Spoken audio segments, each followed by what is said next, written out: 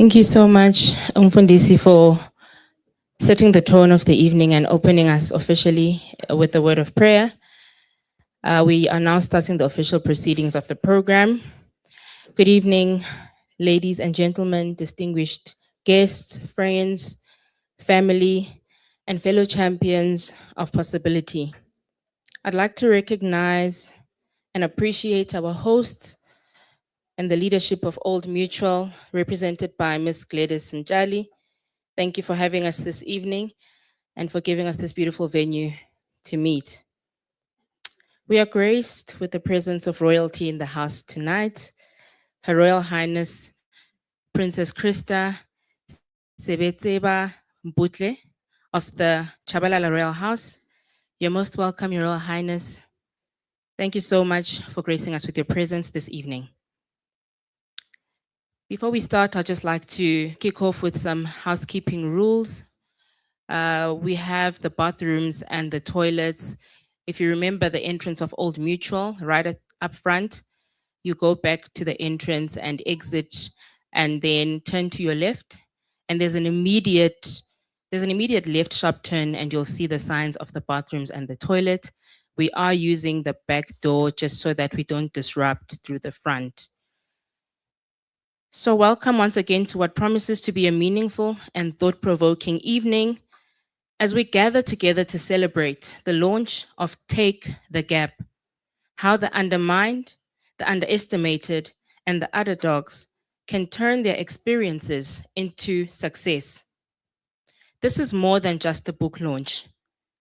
It is a conversation about potential, courage, resilience, identity, and choices. It is about what happens when talented people are overlooked, underestimated, rejected, or simply not given the opportunities they deserve. And perhaps more importantly, what happens when they decide that they will no longer wait for permission to fulfill their potential. The title itself, Take the Gap, is a powerful invitation. It asks us to look differently at the spaces between where we are and where we aspire to be. And also to consider whether those gaps are barriers or opportunities waiting to be claimed.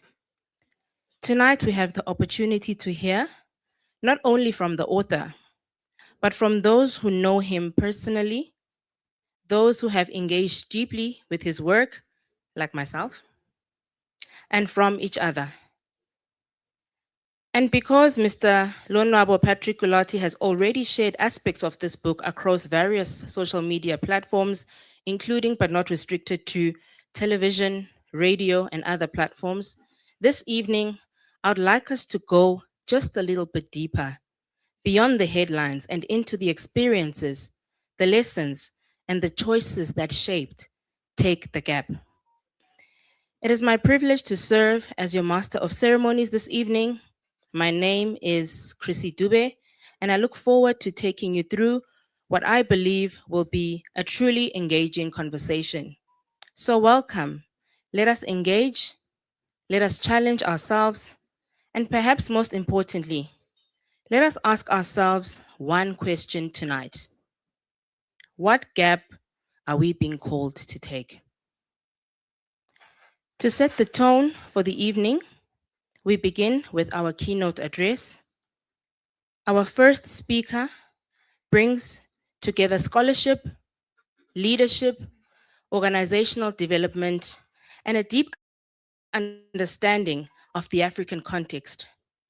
Please join me in welcoming a man who needs no introduction, Professor Rutendo Huindigwi, founder and CEO of Tribe Africa Advisory, author, and our keynote speaker.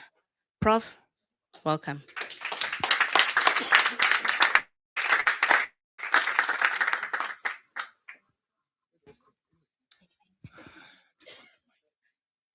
Hello, everybody. Saniwarani.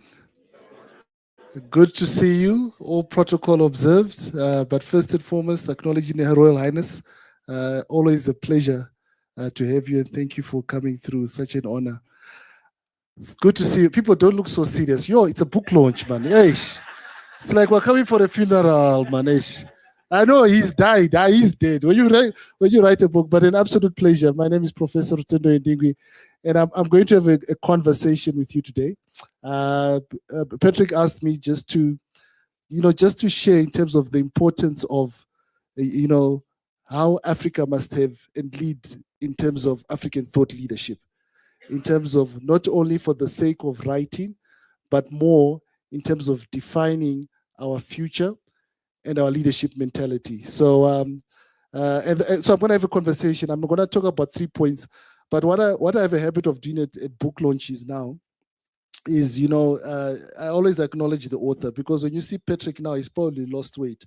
Because when you write a book, you go through a lot. But, this book, and all of you must leave having read this book or having the book in yourself. But I always say to people, if you want to know a book in terms of its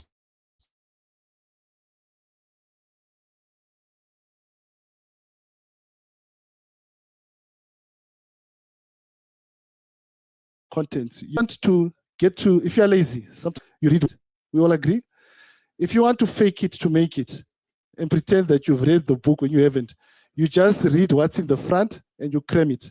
And then you talk about it as if you've read the book. But then there's another level.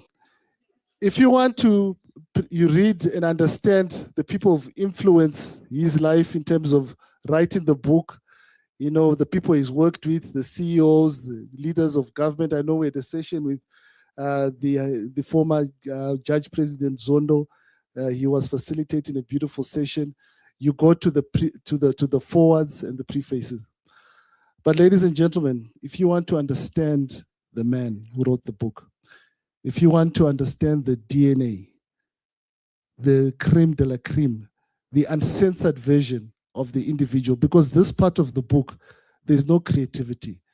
Even the editor will panel beat it to a certain extent. Then you read the acknowledgement. And what I'm going to do, because it's a long acknowledgement, I'm just going to read the first paragraph of the acknowledgement before I go into my keynote, and the last sentence, because that defines Patrick Gulati. So bear with me this moment.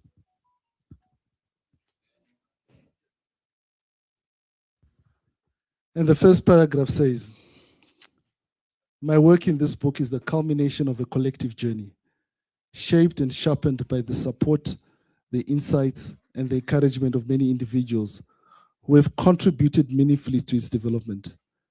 I want to extend my sincere appreciation to my wife, Nomonde. You always have to put your wife first, Baba. Yeah. Trust me, I learned the hard way. And our children, Likwezi and Lishle. Your unwavering support, patience, and understanding created the enabling environment necessary for me to complete this work. Your presence has been a constant source of strength and motivation. And the last sentence. Finally, and above all, I acknowledge with gratitude God, the ultimate source of wisdom, strength, and inspiration, for the vision, the energy, and the ability to bring this work to completion. I am sincerely thankful. Then he hits me with his native language there, but Baba, I can't speak tongues. I'm not going to go into this. Did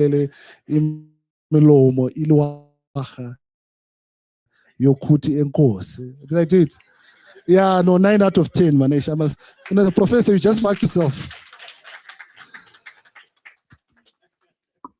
Right, let me just open this. And Christy, keep me honest with time. Eh? There we go. So, there's an African proverb, ladies and gentlemen, that says, until the lions have their own historians, the history of the hunt will always glorify the hunter. I'll write it again.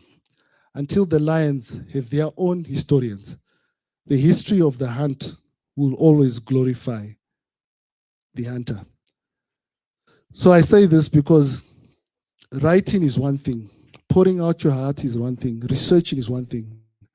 But when Patrick asked me to share today, I just wanted to unpack 3 simple points with the vision he had today.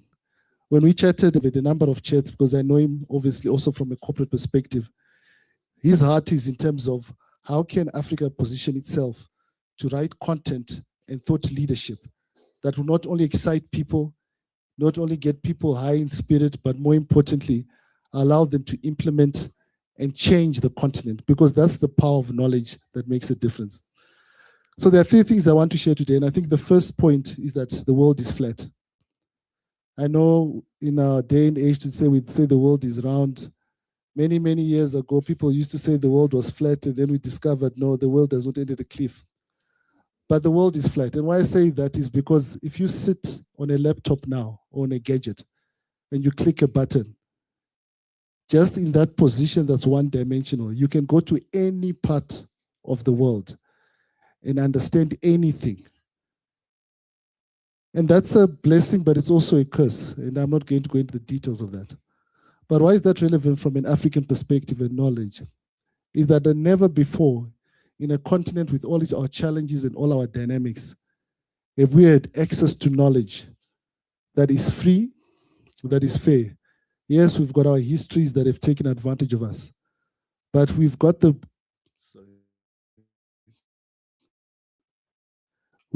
blessing of being empowered with it. And that knowledge, we write it down, we impart it. I remember when I was battling to write my first book and I didn't have any motivation, somebody who was a mentor to me said to me, Rutendo, if you understand that when you write a book, it's an extension of yourself, but more importantly, it's a legacy that you leave up behind. And what is written today is not the power with regards to, especially in this age of digital, just in terms of a piece of paper that is written down, but it's adding to knowledge. When people talk about data, ladies and gentlemen, the gap is data. Because somewhere, somebody is going to benefit and use it to make a difference. And by you coming today and to support that, that's an absolute powerful statement. 200 years ago, if you wrote a book, the furthest to go is probably in the Eastern Cape to the office of the village chief. Today, you've written a book. There's going to be a digital version, I'm assuming available on Amazon. Somebody in Kentucky, USA, somebody in Japan will be able to access that book. Somebody will be able to read about Take a Gap and make a decision. And it's because of an African man who came from a rural village who decided to give knowledge. So the first step is to realize the world is flat. And because it's flat, it allows us not only to shape knowledge, but more importantly, to shape knowledge, not just from an African perspective, a global perspective. I look at the world now and people say, Africa we've got challenges, we've got dynamics. But one thing, there's another African proverb. Sorry, I'll hit you with African proverb, but you're in Africa, so you must be hit with them. There's an African proverb in North Africa that says, thought is free. Thought is free. Thought, if you think about it, translate it in your own language, it's free. To think. That's why some of us when we're at school and we're failing, our teachers would hit us. All I'm asking you to do is think. And you're not thinking. And thought is free. But what you do with that thought is a different thing. So the first thing is the world is flat. The second thing is I'm not used to speaking with mic. Christy, do I have to use the mic? Okay, I have to use the mic. Okay, 8 mics, handheld mics. Okay, the second thing is that the human brain is not evolving as fast as technology around us. In other words, and the reason I'm just highlighting, we live in a digital age. So please accommodate me just in terms of when I highlight the relevance of technology, but not in the sense of just the sake of technology, but why it becomes a tool for us. And I'm going to share with you 2 statistics. I'm just having a conversation with you. I didn't come to give the presidential speech, but I did get the Nelson Mandela shirt. I hope you can see. I've got the shirt at home, but I never find the right occasion because you can't wear it at a funeral. No, you can't. But I said for your event, I told my wife, no, I must wear it. That's how important it is. So I'm going to share with you 2 statistics. And I also do this at the business schools that I teach. I say that with where we are right now, and there are going to be 2 integrated statistics, with the challenges we have in Africa, and I'm just talking Africa broadly, we actually cannot solve them any longer without leadership, but leadership that leverages off technology. And that technology still has to be governed and be held accountable, and that's why people like Patrick are important. But I'm going to share with you 2 statistics. According to the World Health Organization, the recommended ratio between doctors on average and patient is 1:1,000. Anybody in the medical field here? Medical doctors. Anybody? Okay, so if we fall sick, we're all stuffed. So it's 1:1,000, one doctor to 1,000 people, right? If you think, so remember when I say one doctor, that means that doctor will have an ecosystem of nurses, etc., etc. We're together, né? Right? On Africa at the moment, we're averaging probably 1:10,000, right? South Africa are probably 1:7,000, Ethiopia 1:12,000. So there's a massive deficit. I think the USA are probably 1:500, so they've got a surplus. So why am I highlighting this? The way you fix that traditionally is that you push people through medical school to get more doctors. But the problem is that the speed and the volume of doctors you need to address the problem is so huge, is that you cannot catch up. In other words, Ebola is not holding back because it's waiting for your doctors to come out. COVID is not holding back. So the only way you can do that is use technology to fix the problem. Because why? You can scale quickly and you can implement quickly and you can leapfrog. Are we together? Right. So don't worry, I'm getting to the point why this is important. You might be saying, why is this guy just giving us statistics? So we're all agreeing technology is important, right? But then the challenge we have in Africa is that then you say, but hang on, who owns the technology? And at the end of the day, one of the biggest disruptions we need in Africa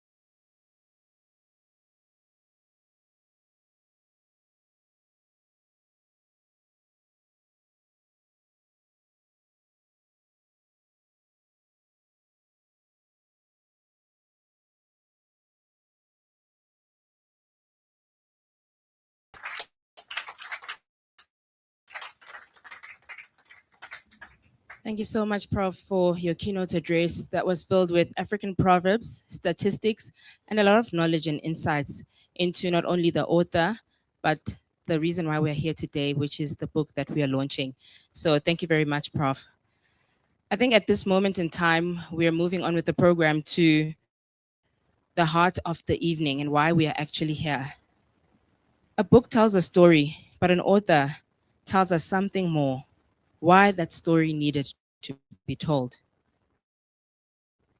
So joining me now is the man behind Take the Gap, Mr. Lonwabo Patriculati, together with two very special guests who know the author beyond the pages of the book. I'd like to also invite his children, Likwezi and Uleli Shekulati, to join me as we have our panel discussion.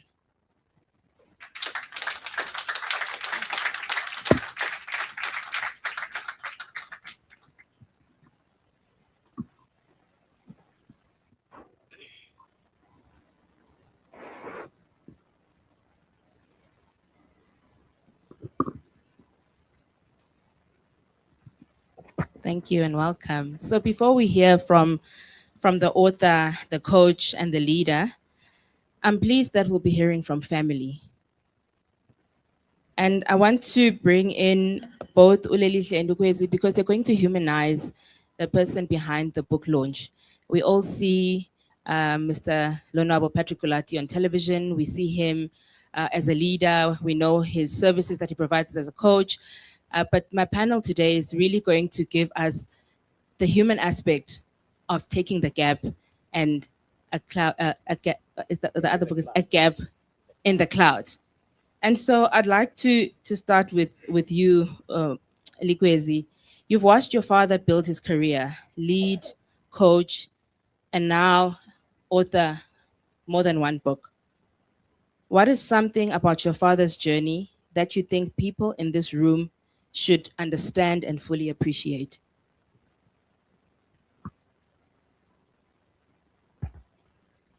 Evening, everyone. I'm Likwezi Kulati, the son of the author. So,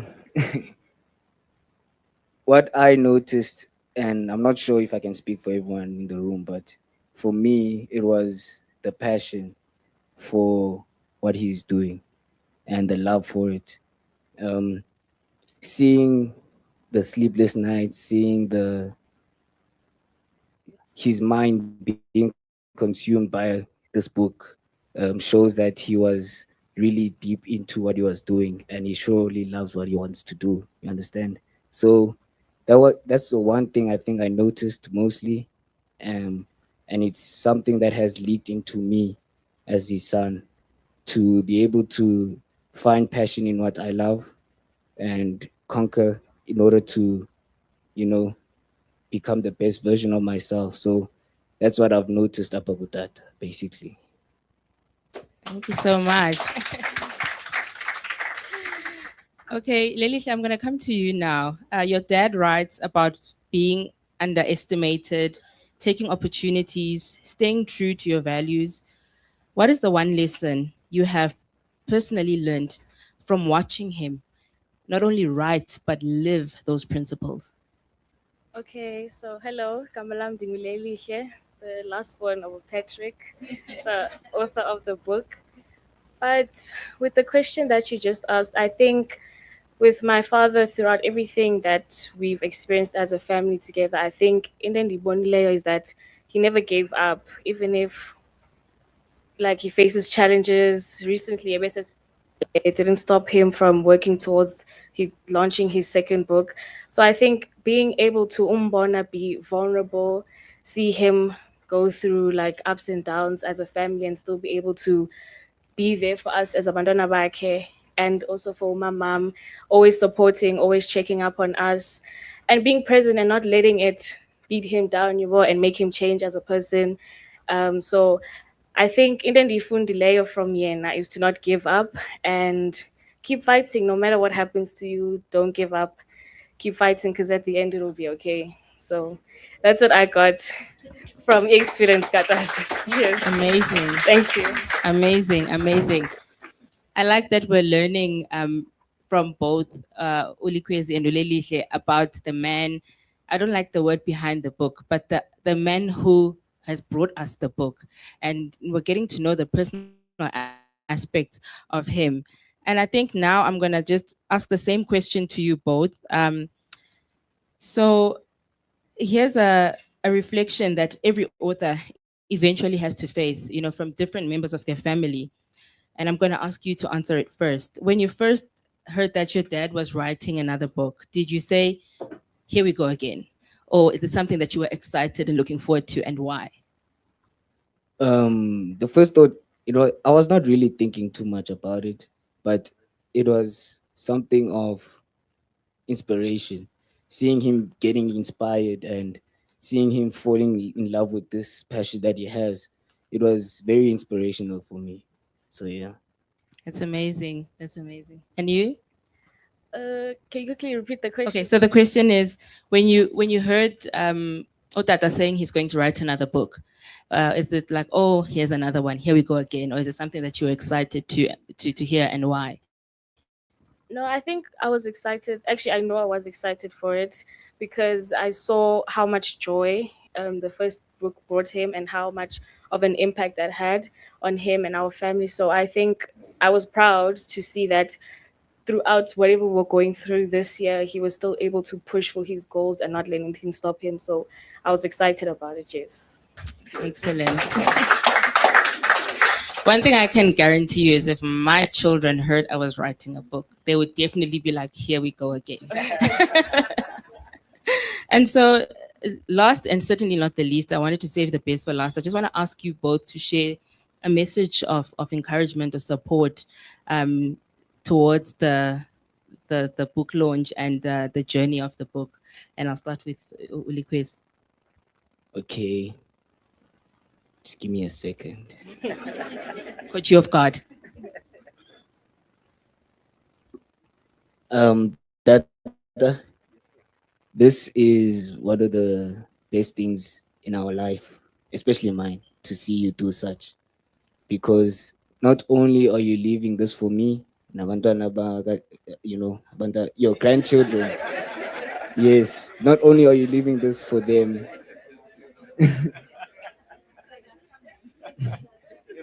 but also as well as for the future generations, and it shows the dedication and the investment that you have put in us and into the culture, into the generations, into just the youth.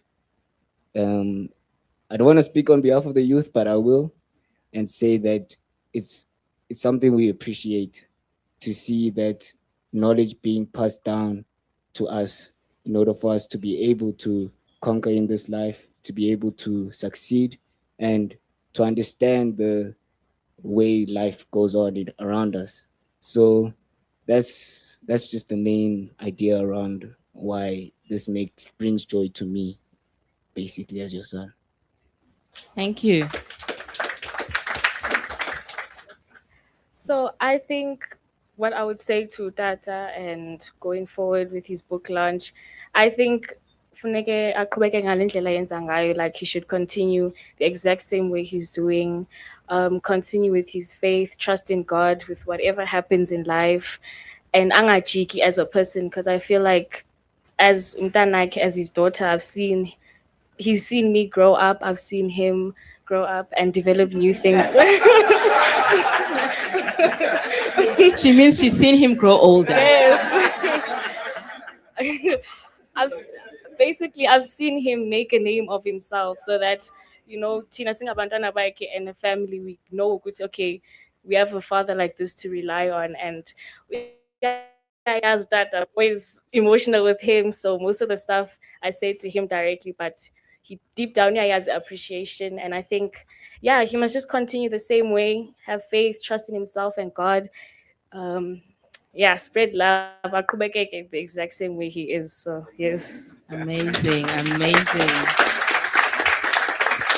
Thank you so much, Likwezi and Lelihle, for joining the panel and for humanizing the man who has given us this amazing book.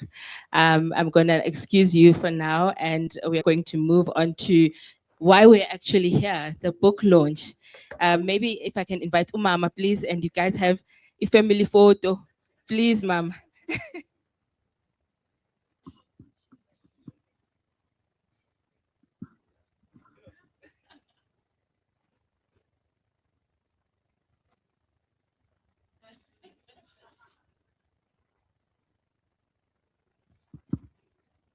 Thank you.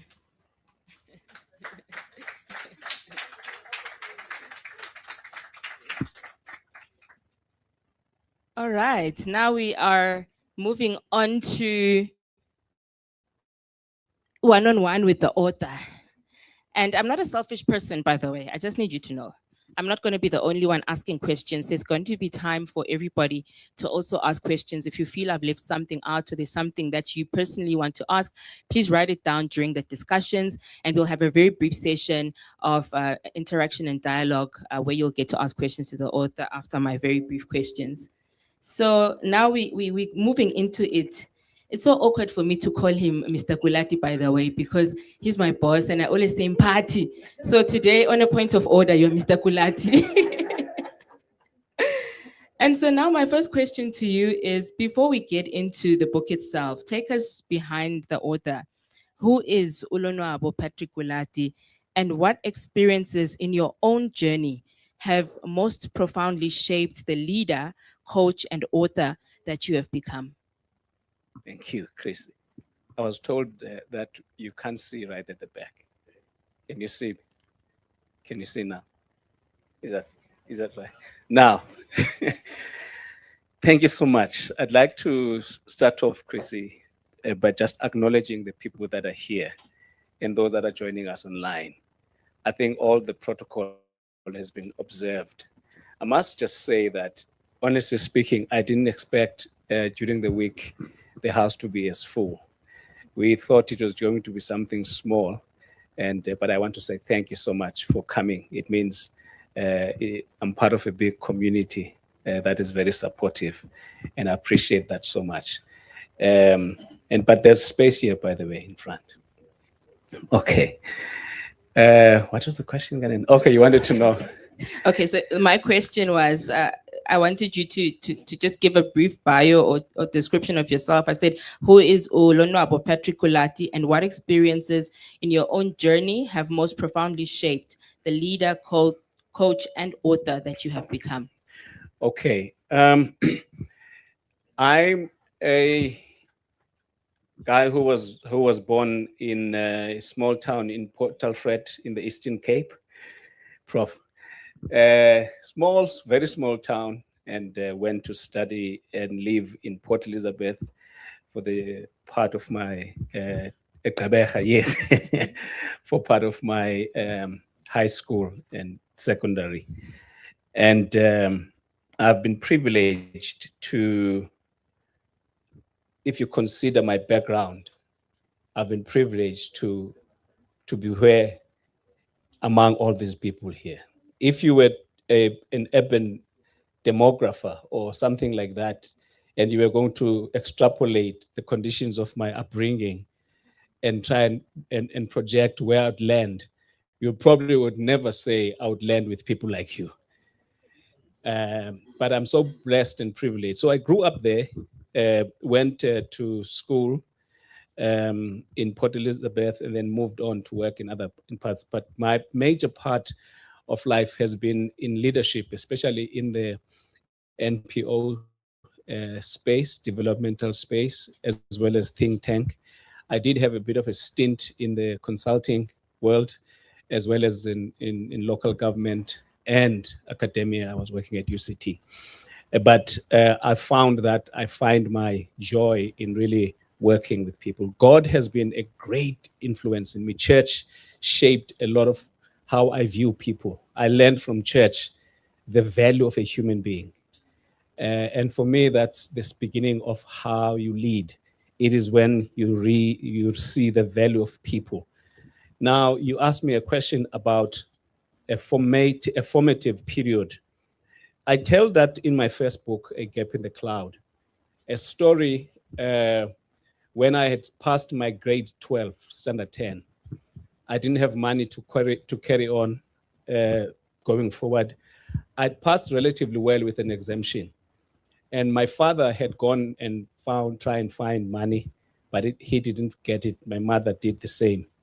So the formative part, Chris, is this. It is now on a Sunday afternoon. I'm sitting at home. Tomorrow is registration. I'm all by myself. And I'm sullen and sad because I know that there's no way that I was going to register the following day. They have done everything to try and look for money. So, and I hear someone knocking and he pushes the door inside, calling, Kajeni, Kajeni. Kajeni is my clan name. Prof, that's what you were trying to do it here. And then she was calling my father's name. So I come out and she says, where's your father? And I say, no, I'm all by myself here. And she takes out a card, an F&B card, and hands it over to me and say, your father had come to me looking for money so that you can go and register. But I told him that I didn't have money. And so, but something has happened. I decided to prioritize your schooling and then take this card, take a taxi, go to Green Acres in Port Elizabeth and take the registration amount. It was for the first time for me to hold a bank card in my hand. Our children have bank cards, even before now, before they are this age, accounts. I was shaking like a leaf.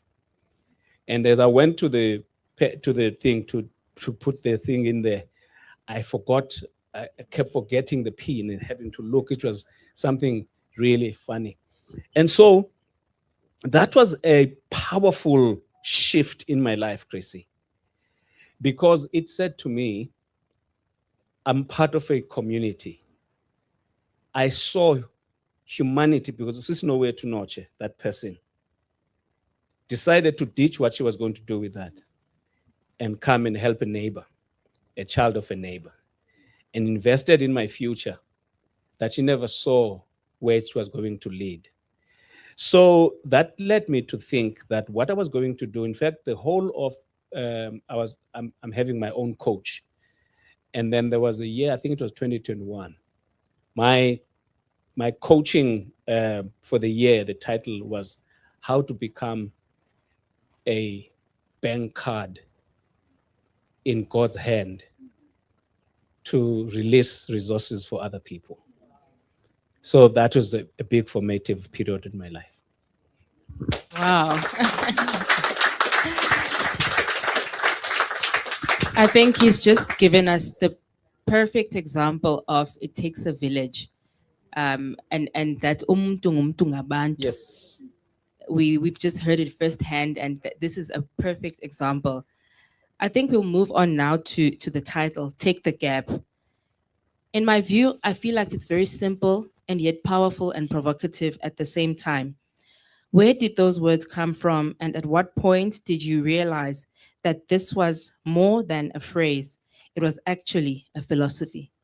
Thank you. Again, you forgive me, I'll keep standing so that the people can hear what I have to say.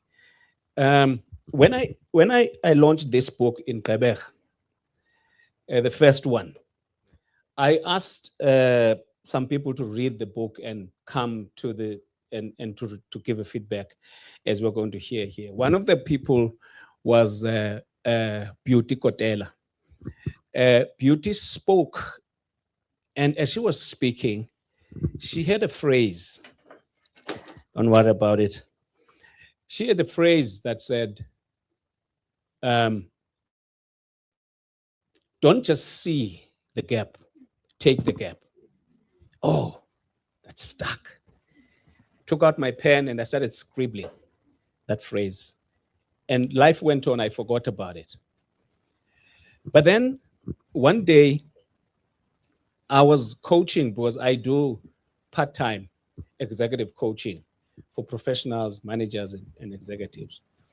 And there was this lady I was coaching here in Sentin. By the way, those examples I got permission from those people to share those examples in the book as well. They're there. This lady, she had an LLM degree and an MBA degree.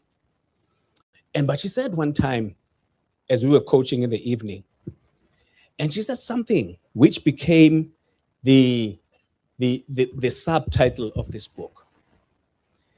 She said, man, I have all the qualifications, all the experiences, but I feel undermined, underestimated, and as an underdog.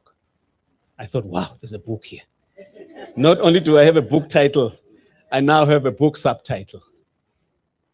This woman was highly educated. She's a Black woman. So she's supposed to be, everybody should be wanting to work with her. It's not being made a favor of. But she was feeling like something is wrong with her. The environment in which she was making her feel, I'm not worth it. And she wanted to give up. And then we went through a coaching program up until she managed to be able to stand. And as I was going through that, I realized that I myself, by the way, when I was working for a major city in Western Cape, I'll mention the city of Cape Town. I was working for the city of Cape Town, doing relatively consequential work. But I felt always that I was tolerated than celebrated. Most of the time, I felt like they could actually be happy if I'm not there. And, I left. My wife was pregnant, this young man, at the time. And I left. He was taking the gap to come out. She was pregnant, him. I decided I can't stay in a place that does not value my contribution. I left and took a lower paid salary at an NGO. And that was for the first time I worked in a place where one of my team members wrote a note for me after a couple of months working with the team. I had people reporting me, about 5 people. And she wrote a note and she said, "You are a great boss." I kept that in my wallet until the thieves stole it. But even though they stole the paper, the impact remains. The last answer to your question, there was another coachee. Now this one, her situation really hurts me because she was working in this organization. And as she was working here, she was sort of going to meet a client for the first time after taking over a big department in this company. And now she's waiting in the boardroom, sort of preparing for the meeting that was going to take place. And as she's sitting there, trying to set up, she says there was a voice that came to her that said, "You are a charlatan, you are a fraud. You don't belong here." And as she was trying to, because remember, when you're going to go to these big meetings, there's guys who wear ties and suits and things like that, trying to work yourself up. She had her heels. She had all this stuff. She says, "I try to be confident, but something is destroying my capacity for confidence." And so she sent me a WhatsApp message, because she was my coach, sent me a WhatsApp message to say, "This is what I'm going to do. The meeting is happening in the next 30 minutes. And so we have in coaching a thing which we call self-observation. It's a tool of helping a person to really understand the moment. And we worked through that for that time. She managed to leave. But then the issue is not because of what was happening there. It was because where she grew up in Limpopo, in farms, when they were used to be evicted from their house. The father was a farm worker, the mother was a farm worker. They would be evicted from farm to farm. They ended up going to live in a rural area where she never in her mind thought that she would ever go to high school or university. Now she had double masters. She was in charge of a huge portfolio. this sense of smallness, this imposter syndrome, brought her to her knees. And she needed to believe that the voice was not true. And that's all I said to her. And she picked herself up and moved on with the meeting. So those are some of the things I wanted to share. Thank you.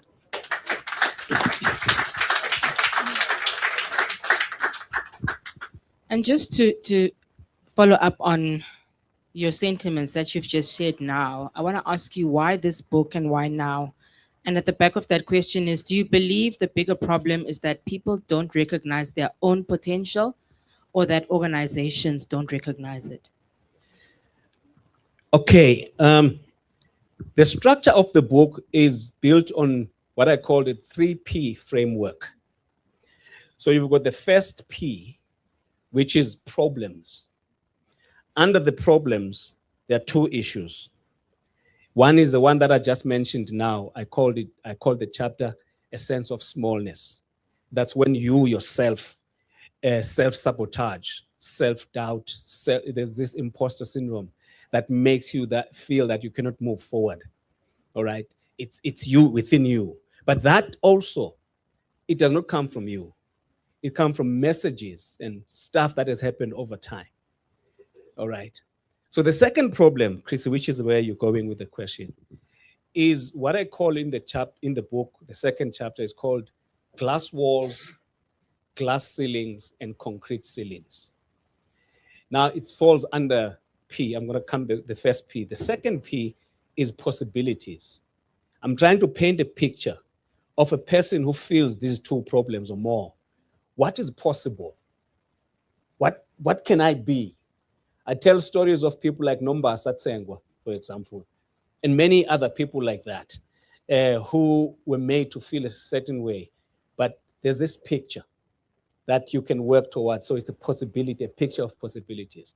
And then the third P is proposals, set of things to do. What can you do? About 8 of them, okay, that you can find in the book. Now, coming back to the question. Now, the systematic issue falls under the chapter that talks about glass walls, glass ceilings, and concrete ceilings. You know, glass walls, it is when, as a woman, you're going to be given a supportive role in a place. No, she must do the supportive role. So they're just putting you into a glass wall. So you can see, but you can't. You are put on the side. Glass ceiling, it is when you can see, but there are systems. You are being enticed. People can send you to training forever. Yeah. All the time, go to that, go to that, go to that. You need this qualification, but nothing. Ceilings. These are much more insidious cultural things. Like, do you speak a certain accent? Did you go to certain schools? You know what? Who do you know? You cannot break those. They don't care about the rules. So sometimes we have people in that. So there are two things. There's a problem that we can experience as people, but there's also the problem that the systems, the environment in which we find ourselves can pull us down. And because of that, you need strategies to be able to deal with both. That's amazing. And now that you've framed it so beautifully, I think it brings us to one of my personal favorite chapters in the book, the disadvantage into advantage chapter. One of the sections that particularly stood out for me is your discussion on turning disadvantage into advantage. Without giving away the whole chapter, please give us a teaser. What are some of the mindset shifts required to stop seeing these challenges? Some of them you've already identified them as circumstances and limitations, and begin leveraging them as sources of strength and distinction. Yeah, hey, I told someone that Chrissy, when she does her thing, she prepares thoroughly. And I was telling Umfunsu Mvunelo, she's such a great lady. Just give her a round of applause. So what I'm going to do, I'm going to read a portion from this chapter that she mentioned to answer the question. The chapter is called Turning Your Disadvantages into Advantages. I mean, I'm a storyteller, all right? So I tell stories. But now it says here, the part that says steps to turn disadvantages into advantages. By the way, I tell a story of a man called Jephthah. It's a biblical story. And those of you who do not believe in the Bible, there's stuff that we can get from the scripture that can lead, that can help us to move forward. So I say, in leadership contexts, disadvantage is often misread as disqualification. In reality, it is more accurately understood as differentiation. Many high-performing executives and managers carry histories marked by rejection, stalled progression, failed initiatives, or seasons of underperformance. What distinguishes those who recover from those seasonal moments of lack of performance? What distinguishes those who recover and rise is not the absence of failure, but their ability to reinterpret its meaning. In corporate environments, narratives matter. How leaders interpret their past, especially moments of setback, directly shapes confidence, decision-making, and credibility. When a negative experience becomes the primary lens through which an executive or manager views themselves, or a professional does, it quietly erodes effectiveness. So I could read more and more here, but this is enough to answer the question. You need to reframe your story. Let's say you and I have failed in whatever we do. We're given a project. It could be a church, it could be at work, it could be wherever it is, but you fail. That is not a narrative that should perpetuate, should be a perpetual thing, because tomorrow you can do better. That is the most important thing. You need to reframe your story, not on the basis of the failure, but on learnings from that failure. Every leader encounters moments that feel defining, being removed from a role. Some of us get fired, all right? Passed over for promotion, leading an initiative that did not deliver, being labeled not ready, or experiencing personal circumstances that affect your performance. So as leadership coach and former professional athlete says, negative experiences vary in scale, but share a common risk. They tempt individuals to collapse their entire identity into a single outcome or season. So this chapter, Chris, is saying, whatever disadvantage that you find or I find myself in, there's a way that we can use that to turn it around. If we reshape the narrative around it, if we look at it as an opportunity for change and growth, rather than blaming the people above, whatever the case may be. And I forgot to say, Doc here is the one who gave me one of the ideas for the previous chapter that I wrote. I went to visit their church, Nomienwak, and then I told her that I was writing this book. It was in Mamelodi. And then she said to me, I'm going to send your wife this, this, and this. And she sent it. And then that's how I came up with some of the stuff that I came up with. So never think that we're always original. You get it from everyone. Thanks. Thank you so much for that. And thank you to Doc for the contribution, especially from the creative capacity of the chapters.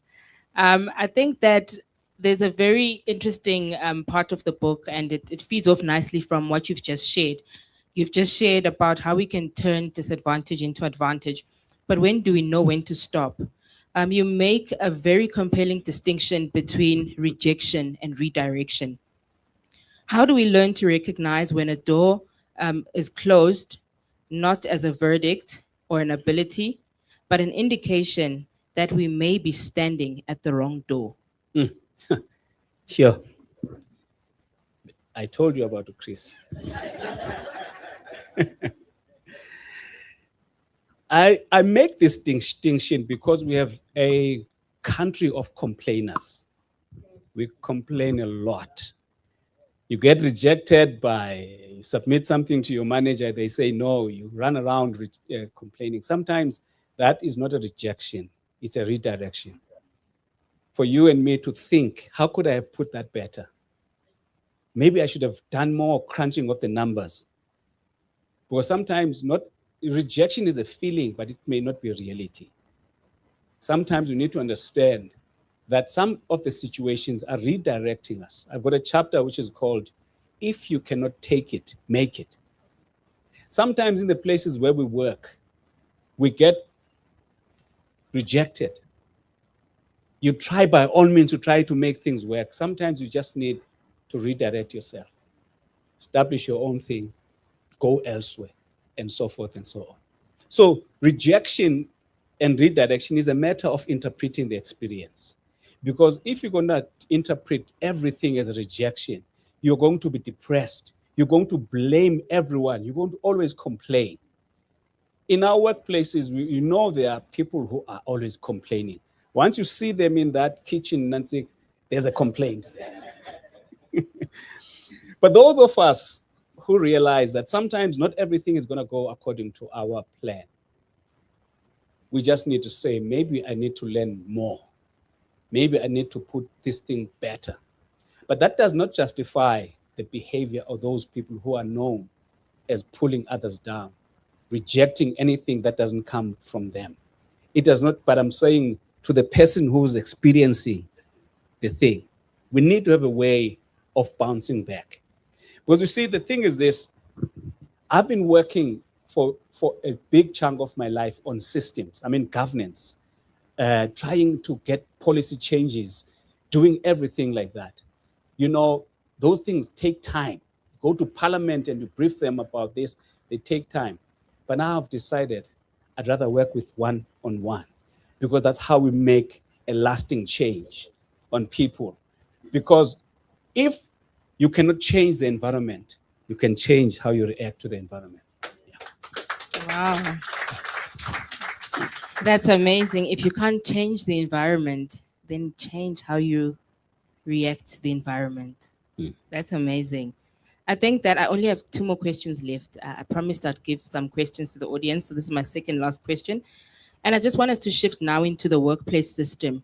You also challenge organizations themselves, particularly the idea that visibility can sometimes be rewarded more than value. What responsibility do leaders and organizations have to ensure that talented but quieter people are not overlooked simply because they are not the loudest voices in the room? Yeah. There's a concept which I learned when I was writing this book. It's called the paradox of potential. I write towards the introduction, there's a chapter that's called the paradox of potential. You know those people who are visible but do not create value? Busybodies. But there's no value creation. In meetings, they say something so that they can be visible and vocal, but when you listen to the substance, nothing is there. You know that? You know those people? And a lot of those people get promoted, you know that? Because Bona, they go to the golf, not because they enjoy golf. They go to the networking session to smoosh and to make sure that they are seen in right places by the right people. But go back to their office, look at the spreadsheets that they developed. Inaccurate formulas. There's no proper work. There's no performance. But you and me sit there at the back and we say our work will speak for itself. Your work is not going to speak for yourself. So then I write a chapter in the book, Chrissy, that says how to articulate your contribution effectively, especially for those of us who value humility. But sometimes we think that humility means that what we have contributed must be relegated and let those people who can speak loudly without any substance be taken seriously. You know that there are bosses that can take your idea and chair a meeting and say, this morning when I was meeting with my team, I came up with this great idea. This came from me. And then if you're going to challenge that, you might be taken in for insubordination. But there are people who have no qualms about taking other people's work. So in the chapter, I talk about how you can balance these two values. The value of humility, if that's your value, but also the value of documenting and articulating your contribution in a way that's not going to make you arrogant or sound arrogant. You need to document it. If you've written a policy for your workplace or you came up with a new project, document, speak about it, share with others, because some people are going to steal it from you. Then you ask the question about how the leadership, because the book really is for both, is for the spectrum of a young intern who feels small, unseen, because they have no experience. They come to this business thankful that they've been given. But how do you move that person to your office, to where you are, in such a way that they are not made favors for, but they are empowered to come, if you are the top manager, whatever the case may be, without you targeting the young lady for sexual favors or the young boy for this or that? How do we do that in society? Now, there's a chapter which I wrote right at the end, which is intended for leaders. How do we bridge the gap? Sorry, just want to get to chapter. You can see that I read the book now. So.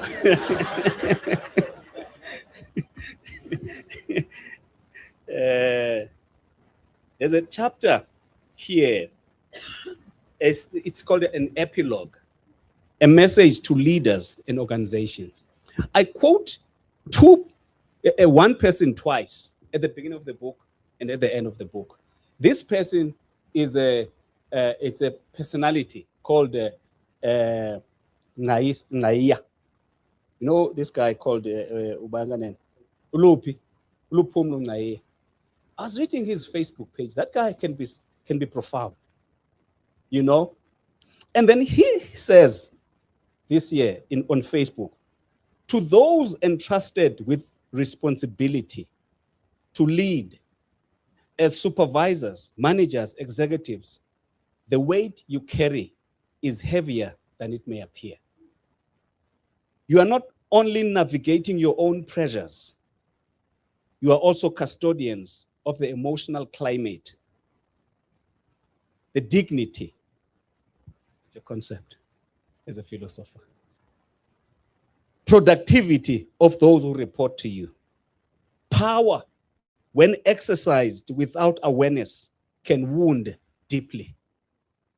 I urge you to lead with firmness, yes, but with humanity. Be deliberate in your tone. Be measured in your responses. Be mindful that behind every deliverable sits a human being managing a life you may know nothing about. And I think, and as I say in writing that chapter, that a big chunk of the book has been written from the view of the undermined, the underestimated, and the underdogs. And by the way, I need to say this, that according to Gallup Global State of the Workplace Report of 2025, it says that 70 to 75% of senior leaders also experience imposter syndrome. Okay? That's why they wear suits, so that they can cover their fear. That's why a lot of them shout, so that you don't see the vulnerability. All right? But it's good to have confidence and to show up and so forth. But this problem, the issue of this book is it's across all demographics. from the lowest to the highest. But the ultimate responsibility for the culture of a home, of a church, of a community, of a corporate, of a government, relies on the leadership of that place. It is those people that define the culture. It is those people that set the parameters for accountability. Now, if you think about this concept of taking the gap and move it slightly from you and me and apply it to government, it says South Africa in 1994. There was a gap of elections, of liberation. And they squandered what came from that gap. You and I can have a gap of opportunity, a gap of innovation, whatever gap it is, but we may squander like our African governments. African governments, some of them have been liberated since the 1950s, 1960s, but look at what is happening. If you remove that and take it to individual lives, what are we doing about the breakthroughs in our lives, the gaps? How do we add value to others? So the book, Chrissy, is written from all those, that particular chapter goes to leadership and say, guys, we have a responsibility to look after the people that we lead. They're young kids, you know, my children, they're young kids who come to these workplaces knowing nothing, but there will be someone, all that they're going to do is going to be sent to shred pieces of paper, carry books and things like that. That person can be where you are tomorrow, but because of how you treat and deal with them, you're destroying their confidence. Such that when this person gets given an opportunity, they would feel undermined, underestimated, and as underdogs. Thank you so much. There's one thing that I just want to clarify when he says behind every deliverable is a human being with a life that you may know nothing about. He's not just writing it for the sake of writing it. He's writing something that he lives. Because before every staff meeting, before every exco meeting, the first question he'll ask is, how are you? How are your children? How is the family? Not just to us as leadership, but even to the staff when we have the organizational meetings. So it's something that I can really attest to, that it's not something that he just wrote in the book for the sake of writing it as a leader to write what you want to hear, but he's writing what he's living. And so thank you for that, Mpati. My last question, I promised. My final question to you is, when someone closes the final page of Take the Gap, what do you want them to believe about themselves that perhaps they did not believe when they opened the book? And in asking this, if you had to leave us with one gap that every person in this room should consider taking, what would it be? Okay. Now, I write in page number 45 in the book about what the gaps are. The gaps can be a frustration you feel. It can be an opportunity that you see. It can be a problem that you identify. That can be a gap. It does not mean that that gap is wide open. You might have to push it. You might have to work hard to open the gap. So the point I'm trying to make is that one message which I would like people to take away here is that if you feel small, don't take that as the fact that you are the problem. You are not the problem. Something has made you feel small. And especially if you have the qualifications and everything, you need to understand and put that aside and name it for what it is. It's an imposter syndrome or self-doubt or whatever it is. But look at the evidence of what you have done. You have a degree. You went to an interview and you passed with, that's evidence.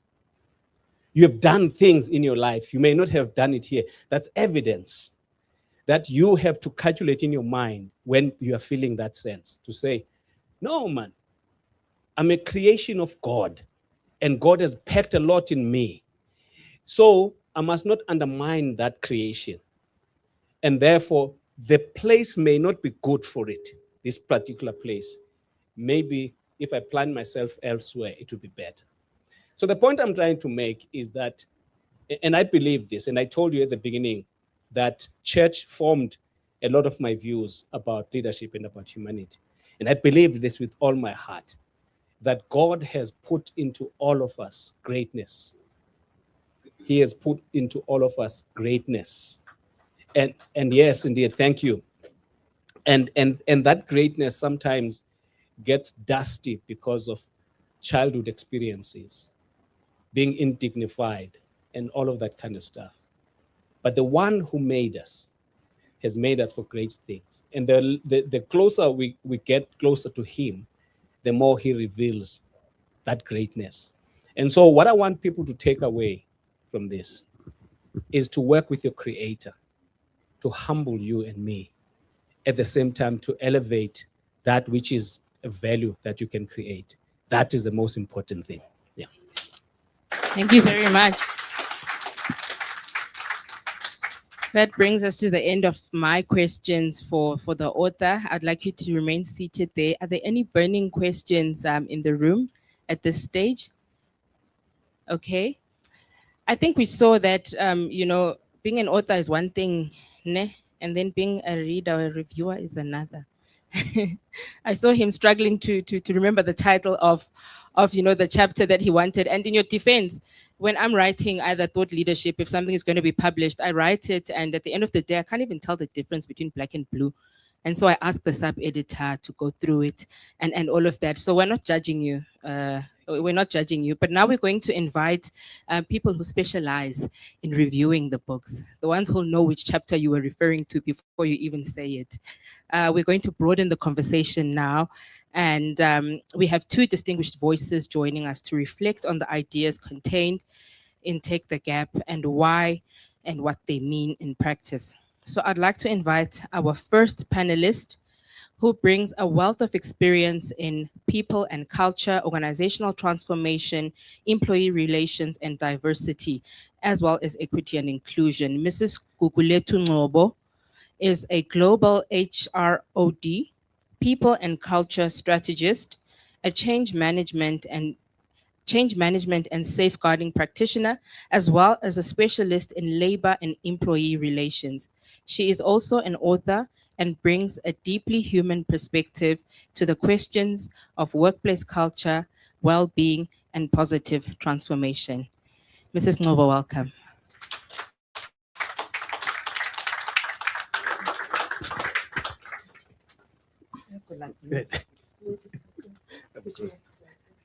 Yeah. I'd also like to welcome our second panelist, who's going to bring a strong perspective on leadership, transformation, and the advancement of Black professionals in the workplace.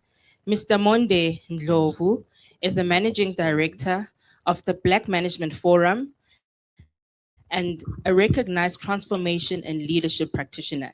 He is also a certified transformation director, recognized among global 100 leading Black professionals. Welcome, Monde. I just need to say this before they sit down. I asked them, not Doc, Marulane,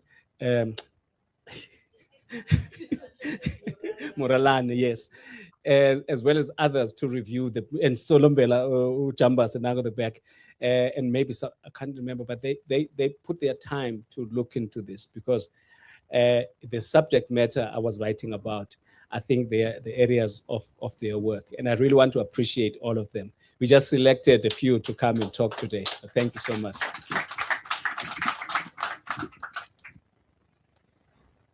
So we're going to move straight into hearing from some of the reviewers. And Gugu, I'd like to start with you. From a people and culture perspective, how significant is the issue of capable people being overlooked? And what should organizations be doing differently to ensure that recognition, progression, and opportunity are based on actual contribution rather than simply visibility? Patrick warned us. I'll repeat your question. So I said, from a people and culture perspective, how significant is the issue of capable people being overlooked? And what should organizations be doing differently to ensure that recognition, progression, and opportunity are based on actual contribution rather than simple visibility? Brilliant, brilliant. Thank you very much. I have to acknowledge all the significant others. I understand you have royalty, Your Highness. Prof. Rutendo, we congratulate you. We saw you got appointed into the board. You took the gap. Thank you. Many others are significant here. However, Kulati, I have my husband here. Oh, yes. Yes. Oh, Kati. What you are raising, what you are posing as a question, which you have already touched on, in the book, Kulati, the author of Take the Gap, addresses us on visibility recognition vis-a-vis the evidence-based recognition. And that is the terrain we find ourselves in the workplace. And that is why others then translate and then describe the workplace as a dog-eat-dog context. Who says I'm lying? Raise your hand. If maybe for you, in the workplace is the walk in the park, raise your hand. Let's see you and congratulate you. And perhaps those who might want to agree with the latter, that it's the walk in the park, are those that are mentioned in the book as those who climb on the shoulders of others from a negative perspective. So he puts it very well by indicating that others also find that their visibility will never be there because already they've come into the workplace with a lot of baggage. Others pull their laptops and that becomes good luggage, but others just come in with their personal backgrounds. And what he then outlines in the book as those who have never been exposed, who are actually the first line professionals coming into the workplace. And therefore, in situations where we then say, who shall then be recognized? Those who are even equipped fully for the workplace readiness. If there is a possibility for workplace readiness, then there's already a good terrain for the next level. Can I take it further? So that I could just address his body of knowledge from how I've put it together in my mind. Please allow me to just move forward. Is that okay, Chris? Thank you very much. So the workplace, with all the examples that he brings in the book, will always be an area of torment for others when they are going to step in already tagged differently. But what is also very interesting in the Take the Gap that he brings, and it also influences the visibility vis-a-vis the evidence-based recognition, is that others step in, by the time they step in, they're already in that space where they are categorized as the back office, the back end, who shall never be recognized. Yet they are the ones who mitigate the risk for the organization. And then those who bring revenue will always be elevated more than others, which also speaks to how then we end up seeing society influencing how people end up choosing their careers. I like it when you then say, within the organization, what is important is that individuals must be in a position to realize what is their own personal narrative. And you call it the battle, it's like you are saying it's the battle of the mind. And you put it so well that yes, there is that self-talk, that self-mastery that is critical. And that is what you have. And he then classifies it brilliantly in the book, where he then says, this is when you as an individual can then make a determination that my values, my own understanding of what my value is, my qualifications, my who I am will never be tampered with. The warning in Take the Gap then takes us to then realize that it's not enough to look into individual self-mastery and the battle of the mind conversations.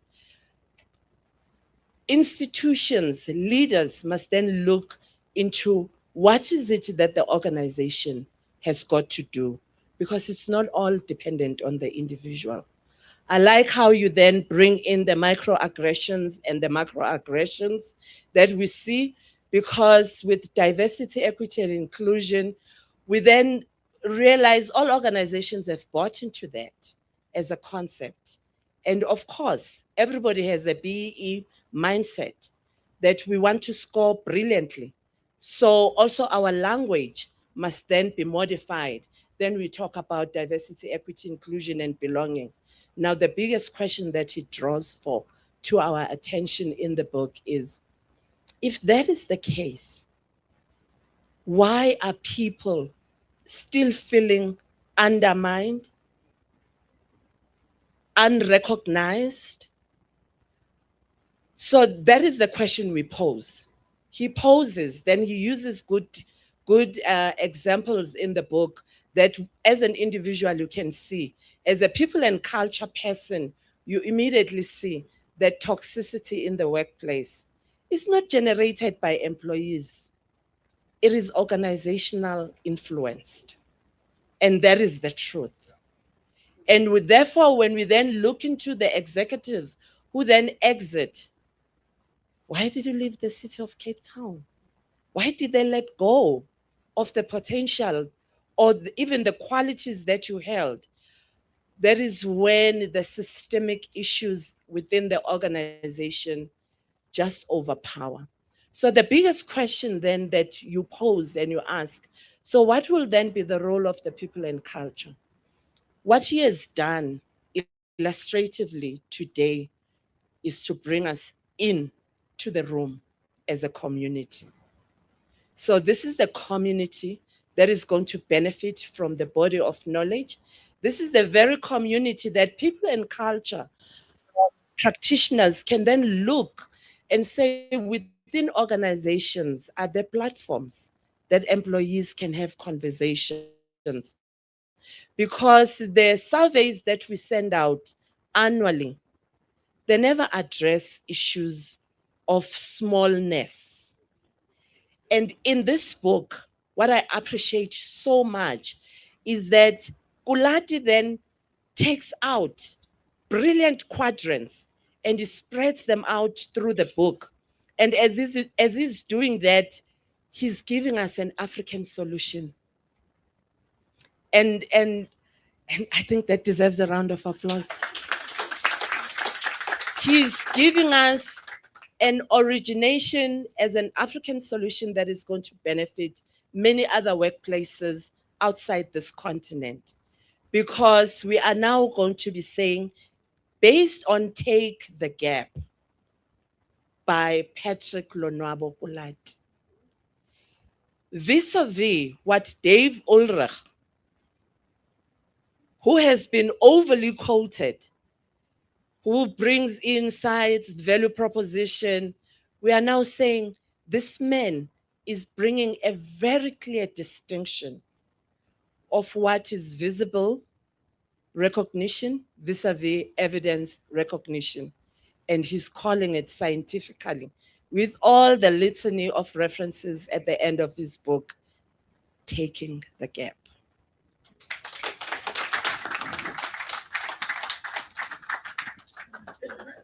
Thank you very much for your insights. I think we can see the difference now between the reviewer and the author. I'd like to now bring you in, Monde, for your question and your sentiments. From a leadership and transformational perspective, Take the Gap challenges us to think differently about who gets to access to opportunities and influence. What systemic changes are required if we genuinely want workplaces where talent rather than proximity to power determines progression? Thank you very much. Sanbonani Ntambama. Sanbonani Ntambama. Siyabonga kakhulu. Special greetings to the author, Babkulati. I've got a lot of respect for you, sir. Congratulations, and may God continue to bless you and your beloved family. Also, acknowledgements to the princess, who's in our midst as well. Good to see you once again. And Prof. Windingwe. We always get it wrong, even in the BMF, we get it wrong. But Prof, good to see you. And also, there's another Prof in our midst as well, Prof. Mulefe. Good to see you as well. I must be careful what I say as well, because my older sister is here. So I'm counting my words as well. She's also another reviewer, by the way. The book triggers just some of these thoughts, and I'll just try streamline them very quickly. There is this concept called the principal shareholder mindset. So if we want to analyze workplace cultures, access to opportunity, we've got to also talk about who calls the shots, who holds the power, who makes the ultimate decision, and who influences the one who makes the decision. So the principal shareholder concept is that the one who owns the business has an ideology that flows through the business. They may keep their distance in terms of where they operate,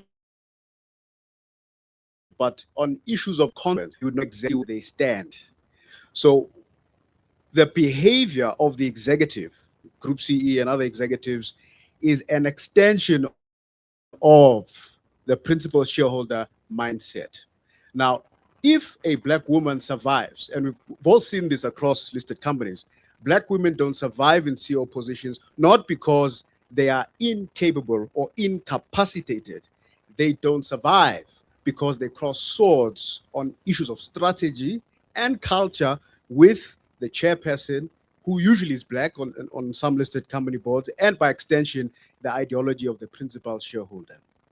So, where we are today, as far as transformation is concerned, we've become too mute to talk about ownership. We don't even want to talk about it anymore, even as black people. Just want to talk about management. But management, control, and ownership go together, and it starts with ownership. So, if we begin the discussion again afresh and talk about ownership, the power of ownership, because those who own make a decision about who's the board, then the board decides who's the executives, and they decide who's management, and they et cetera, and that flows right across the business. So we need to look at this matter even more carefully, and the book, Take the Gap, then lands quite nicely when we now talk about how do we begin to navigate these spaces that have been created by systems of owners and ownership. Secondly, black people are not the primary beneficiary of transformation. Black people are secondary. So it is not about you, but it is for you.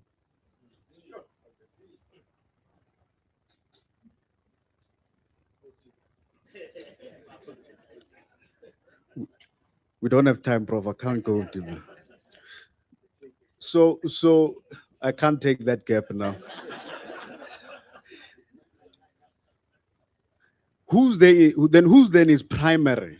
It's the business that's primary, because it exists in a context where it has left out the majority of the masses of our people. Not only left out people, but left out ideas, left out enterprise, left out values, left out principles that can benefit the business as the primary beneficiary of a transformed environment.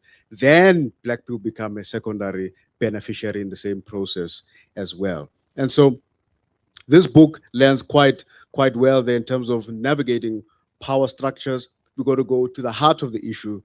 Who owns what? Who's the owner? And one of the questions my late father always used to ask when people used to come to his office and ask him and have engagements with him, the first question he would ask is, who owns you? Don't talk about who's the manager, etc. Who owns you? Are we talking to the decision maker? Are we talking to the principal shareholder? The mindset of the principal shareholder flows through the business. Another reason why we don't rattle the cages is because we know that if we rattle the cages, we will lose our job. It means we're still not in control. Yet you may have a budget and authority, etc., in the business. So ownership is paramount. It's fundamental. And this book gives even more expression to what it means to own, so that those who are on the outskirts, but Eric Mafuna would also call it those who are on the left field, not the right field. Those who come from the left field can become more visible, they can be protected easier, and their ideas can flourish in a new context, in a transforming context. But if we don't see organizations as transforming the country and just look at people, culture, management outside of that context, then we'll always hit these concrete ceilings, which Dr. talks about in chapter 2, which is already alluded to earlier as well. But if we temper with ownership, which is what Triple B is trying to do, you break the ownership cycles, you challenge the owners so that you create a completely different working environment, a completely different economy in the South African landscape. I'll stop there. Thank you.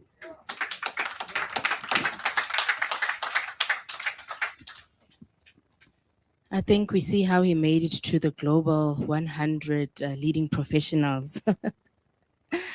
I have a final and joint question for my panelists, and I'd like both of you to briefly give us some advice.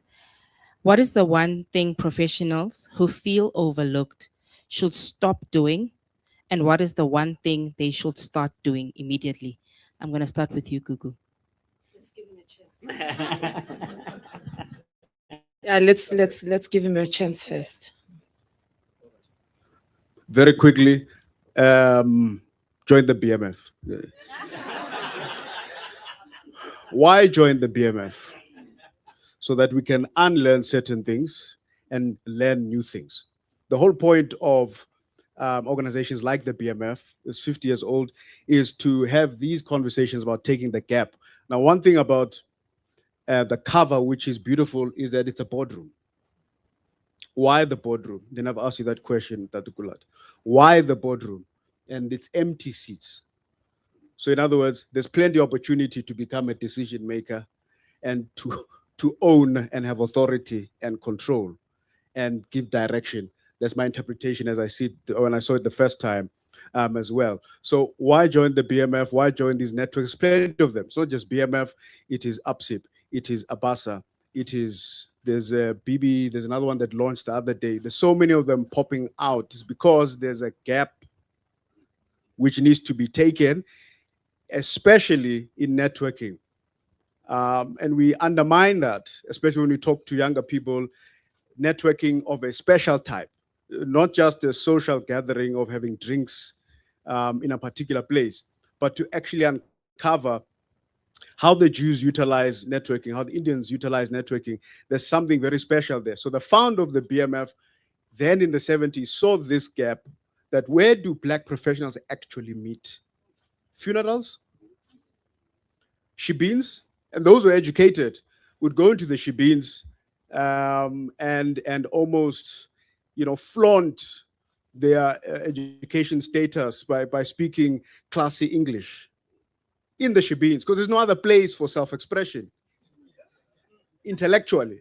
So he picked that up to say, we don't have our own home that we build as professionals to come and engage and challenge one another and challenge ideas, apart from funerals, shebeen, and weddings. Outside of those three, there's absolutely nothing that takes place in engagement. So that's what started that, purely based on building blocks of networking engagement. Because once you meet eye to eye with your fellow peers, you begin to see the professional space, business, organizations a completely different way.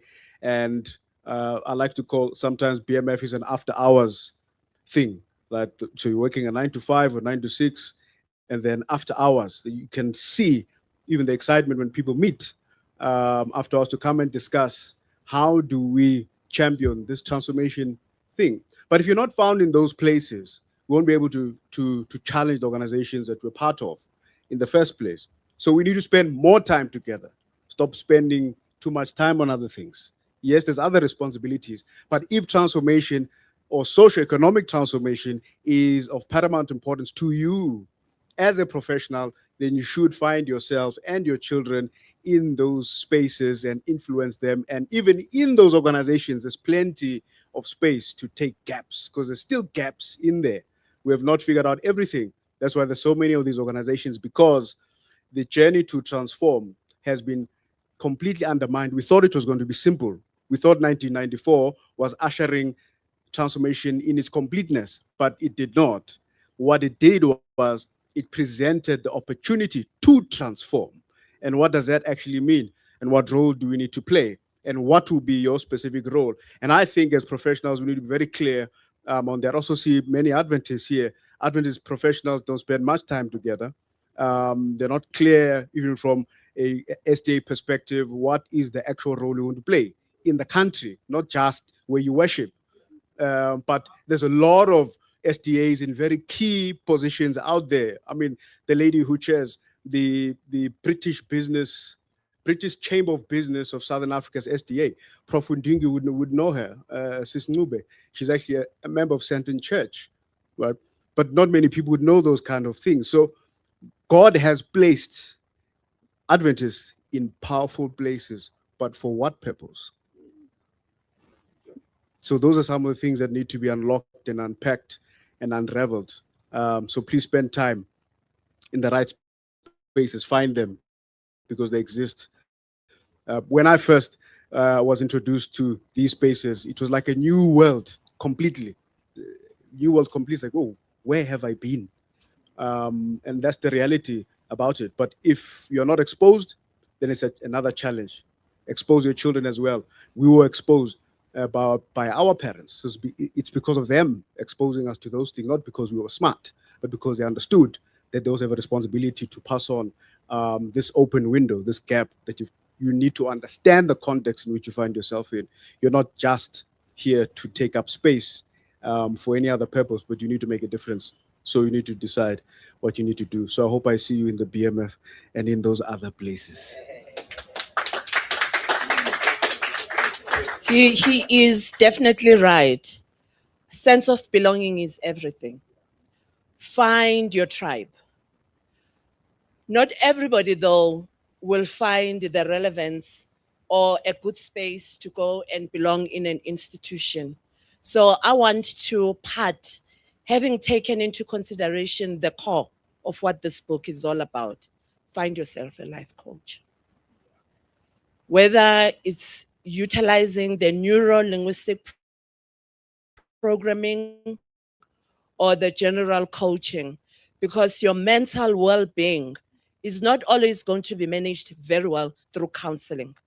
And take charge of who you are, have your own interpretation of your own workplace, familiarize yourself with the policies, then belong to the right structures, and try and see who else can start becoming part of your growth. And when you do that, especially at entry point, it's encouraging, Kulati, that we have the young people in this audience. And what Chino Achebe says about the gatherings of this nature is actually related to the question we are asking. What is it that we can then take out of this? Chino Achebe then says that the men could sit in their own compounds and watch the moon. So why gather? Why then belong somewhere? It's meant to ensure that you pick up the principles that you will never be able to get unless you have interacted with others. So no matter how minimal your social bundles are, find a way, whether you have the one-on-one or you then belong to the minute groups or you belong somehow, but ensure that you move with somebody holding your hand. It is not a sign of weakness, it is a sign of growth.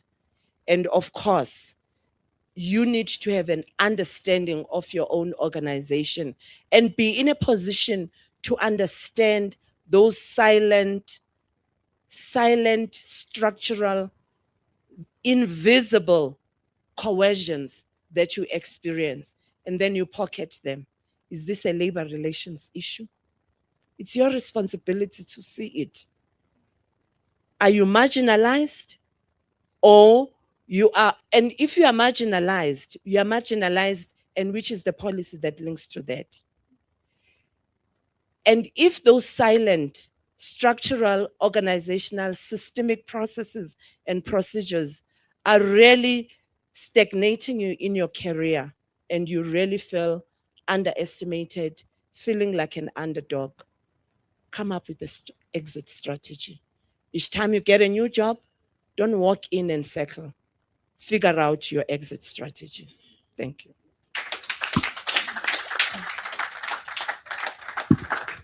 Thank you. I do want just to give the other reviewers maybe one word to say. Tando Ndlovu is here. I missed it. I do. If you guys have something to say, can you just say? I'll start with you, Doc.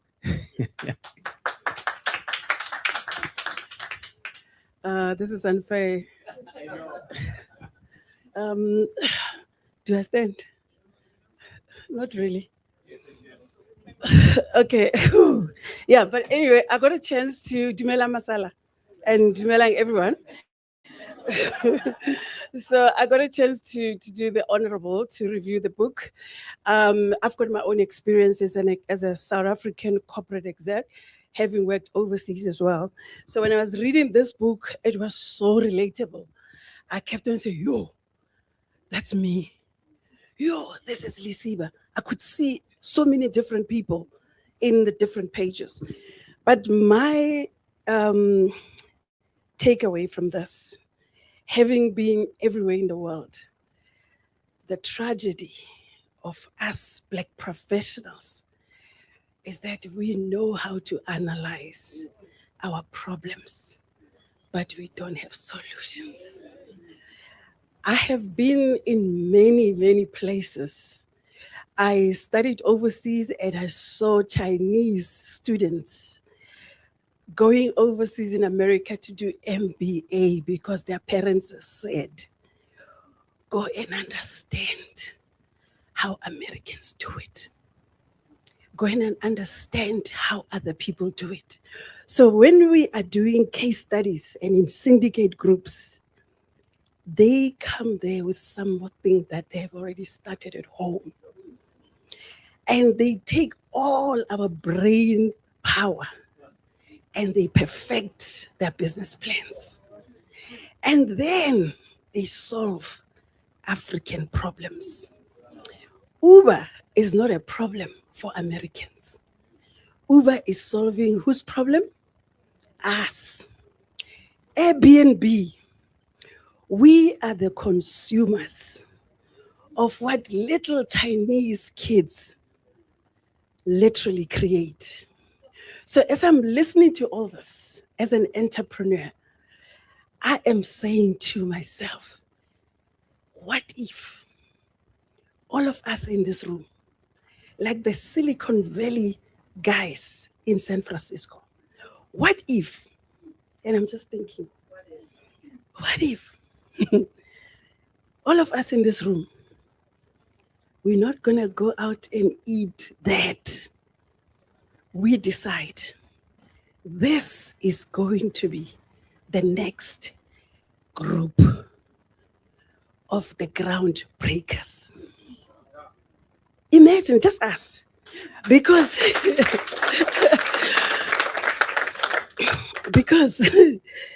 Phil Knight, the guy who made the shoe that's worn by every African, and we wash them. Phil Knight was an athlete. And when he went to study, there was no confusion. Because he was a runner, he wanted to sprint faster than any other person. Every single day after he goes for a run, he would take the shoe and look at it and says, how can I make this shoe help me sprint? Right? So he gets there. He goes to Stanford. He is in an MBA class. And of course, I'll talk about MBA because I did that. And they give them an assignment. And guess what is his assignment? How do I come up with a running shoe that will make me sprint faster than anybody else? Solving whose problem? His problem. Taking advantage of what? MBA class. He sits there. When you read his book, The Shoe Dog, he says in this book, when he stood there on that day to present to the class, they laughed at him. They said, Chansa. You know why? There was Puma and there was Adidas. And this is what you get from Black South Africans when you start anything. You won't make it. There is Puma and there is Adidas. So what's the point? But this guy goes there and he gives a presentation. It's his business thing. And he says in his book, they all fell asleep when I was presenting.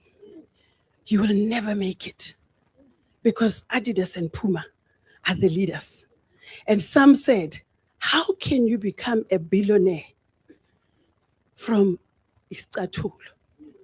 And this guy, unlike most of us, because he believed in his dream, he presents and the lecturer said, sit down, it's done. But he goes to his coach and he says to his coach, I want to do something about this. They keep on checking this shoe because he's really an athlete.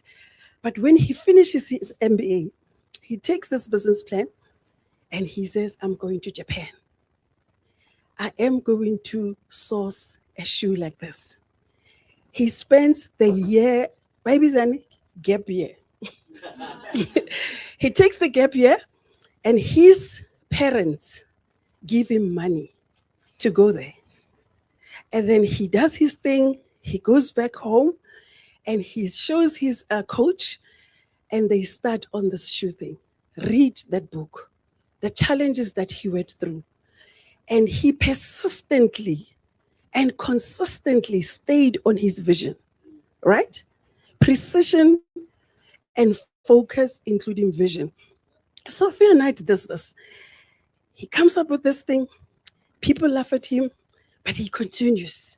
And you must check how hard he struggled. But then there was a gap. Take a gap. And guess what happened to that story? And you all know, because we are just the consumers. We don't know stories. We wear these shoes, but we don't know where they come from. So Phil Knight literally disrupts the shoe industry. Puma and Adidas, if I had time, I'll tell you the story of the brothers. It is actually a story of two brothers. So Phil Knight does this thing. The disruption happens this way. He sees that nobody business actually comes up with lifestyle, clothing. So Nike was actually the first shoe company that came up with lifestyle stuff. And he also gets into sponsoring famous people, right? But to cut a long story short,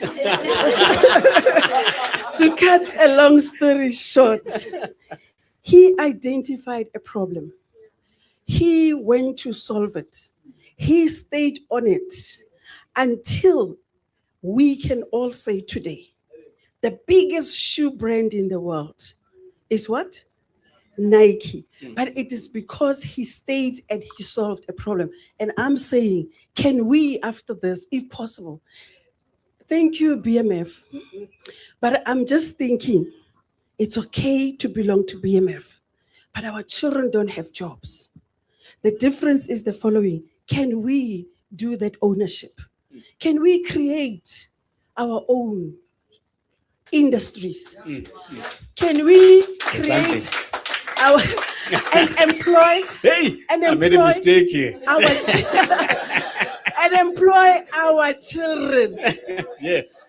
I will tell you the story about my boys who started Go Roads, and all of them when they went to go to corporate. Mommy, can I tell them that I work for you? Will they not think that there's something wrong? They all got the jobs because they worked for mommy's company, and not even a big company. Ipalelapho. It's registered.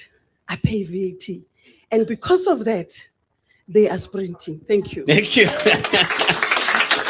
I thought she was going to tell us about her hair company. And she went on about night.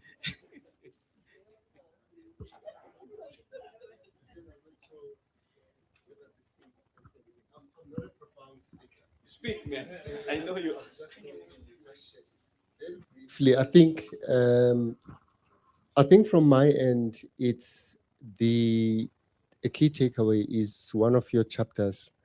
I think I did just say to you, and we both laughed. The one on the mosquito, how small it is, but the impact that it makes. I mean, everybody can testify here. There's a night that they lost somewhere along the line because of such a small insect that makes a huge difference. And I think you were there trying to explain to us that impact does also come from small things. And I think, Doc, your example of it's not a company that's listed, but it has made a difference in that someone now has got a working experience because they work for some organization, however small it is, you know. So I think that is a key takeout for me. The other one, Kajen, which I think is important for me, is that you have given me the confidence now of moving out of a particular environment into a different setting altogether. Because what you have done with the book is to just, I think, loosen this whole concept of fear. Because you're saying, let's take the gap. And I think there's this systemic thing that is now starting to wrap us all as people to say that it's not right to disagree. And you're arguing against that because there's this thing now, we're being made to be agreeable people, even in the social media platform. There's a possibility for you to say thumbs up, but sometimes you're not even allowed to say, I disagree with this thing, because we are just being made systematically to have to agree. And you are saying, no, you have to disagree. And I take that out. So on the journey that I've now taken, I think I found courage by reading the book to say, you know what? It doesn't have to be the same. I can break loose and venture into something else. So thank you for that from a personal perspective.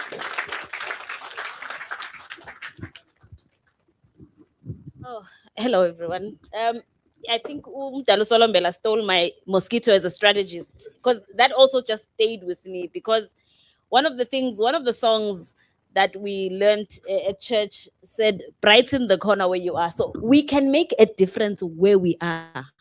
And I think sometimes we get so boggled down with climbing the corporate ladder at a certain time. We have this career plan. And Umdalukulati spoke about trusting God's plan. Because at the end of the day, we have to answer the question, whose are we? God places us in different places for a purpose. But if we are in that place, busy worrying about the next job, we are not going to make a difference in that space. And I'll give you an example about my life. I've worked for an organization now for 15 years. There were 2 roles I thought I deserved. One in 2015 and one in 2019 that I did not get. Both of them were promotions. And I was sad, obviously. But now I can look back and know why I did not have to go into those roles, because there was a corner that God wanted me in to make a difference. Look, those corners also involve promotions, but they may not be the promotions you thought were good for you. So it's very important to align your plan with God's plan. We can't not talk about God because we believe we are God's. We are who God says we are. And so the corner you are in now, make sure that it shines so bright that God sees the value of giving that corner to you, so that when the next corner comes, God can give you that opportunity. So for me, it's so important to make full use of the space that you are in now while you are planning the exit strategy, as Umam Gugu was talking about, or the promotion, or and some of our plans will never be linear. Sometimes we have to step back in order to go forward. So we have to be so open-minded around how we progress. Progression is not a linear process. And this week, in fact, 2 weeks ago, we were talking about Tim Cook, the CEO of Apple. He talks about a 25-year plan he had to put together after he finished his MBA. And when they were asking him, how far are you with that plan? He laughs because he says nothing in that plan came to being. And he talks about you need to be open-minded as situations change. He says only up to 18 months did my plan work. Out of that whole 25 years, he had to put together a 25-year plan. And so we need to be very flexible. Things change in life. We change. In fact, in that session, we were talking about a purpose-driven career. You know, I'm not the same person I was 5 years ago. Hopefully you are not either. Because we grow, we change, our purposes change. You may think you want to do this, but as you navigate life, as things change, like, no, actually, I don't want to do that anymore. And I'm actually glad I'm not doing that anymore. And so I want to thank God that He still drives our purpose. And let us lean on Him for that driving. Because once we take the driver's seat, we are going to make mistakes. Thank you very much to all of our reviewers for your sentiments. I think you'll appreciate my questions now and why they are so direct, because I told you that reviewers have a talent of being able to tell us things in their very own way, but we appreciate you nonetheless. I think I'd like to ask us to give our panel a round of applause as we invite them to take their seats. Thank you very much for joining us. We've now come to the part of the program where we're going to have our thanks and closing, and that is going to be given by Mr. Sipho Raula. I'd like to invite you. Is it Haula? You see, Mr. Sipho Haula. It's closer, right? You see, I thought it was a Pedi. I'm sorry, Mr. Haula.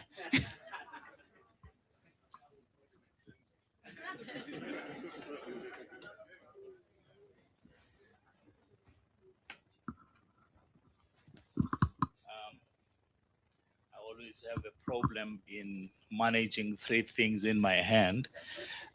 This thing and this thing, whether it's a book or these glasses, I'm new to these things.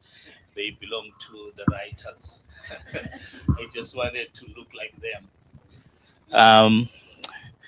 Miss Christy Dube, thank you for guiding us so warmly through the proceedings of this evening. You have really did a good job.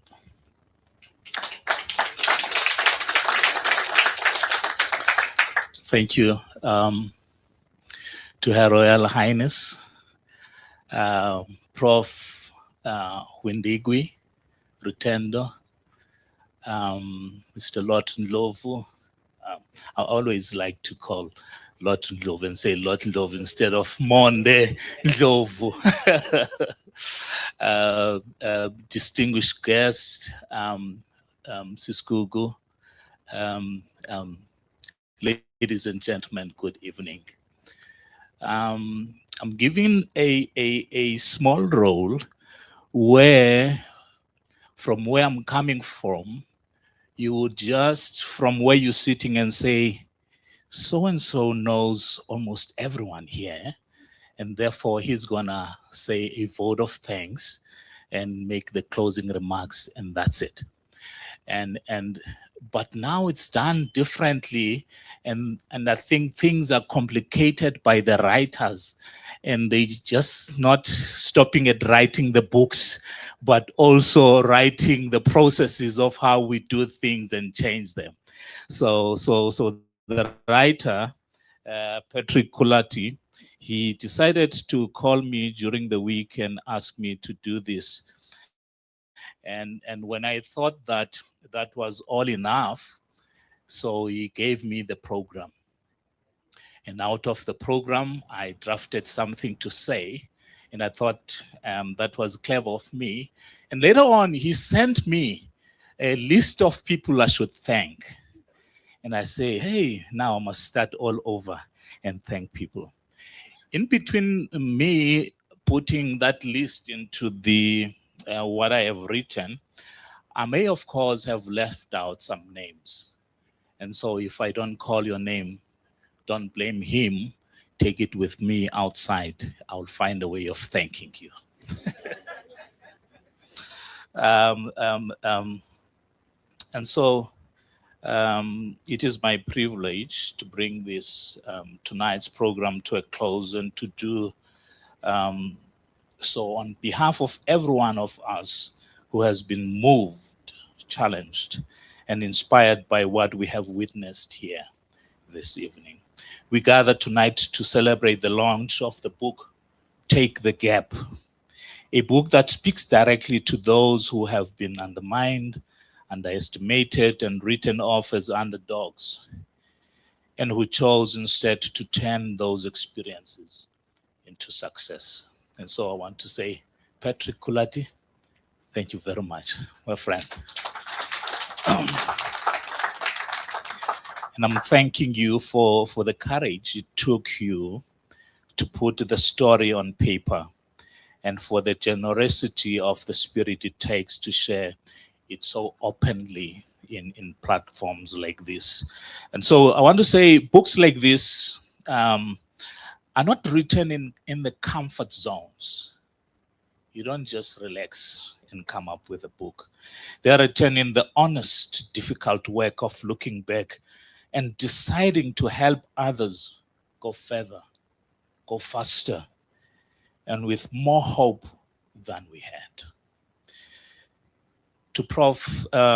Windigwi, our keynote speaker, and to our panelists, Siskugu Ngobo, Monde Ndlovu, thank you for lending your voices, your expertise, and your own hard-won wisdom to this evening's conversation.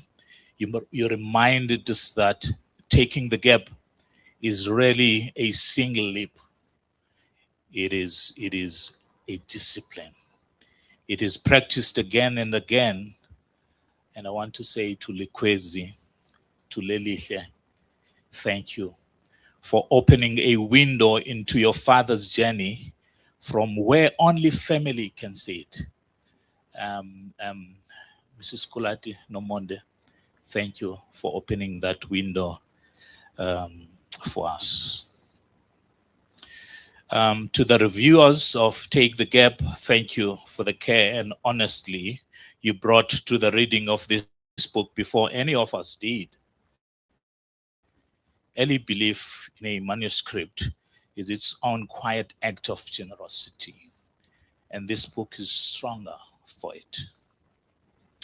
To December Matsietsi, I haven't seen him this evening, the publisher and editor of Being an Analyst.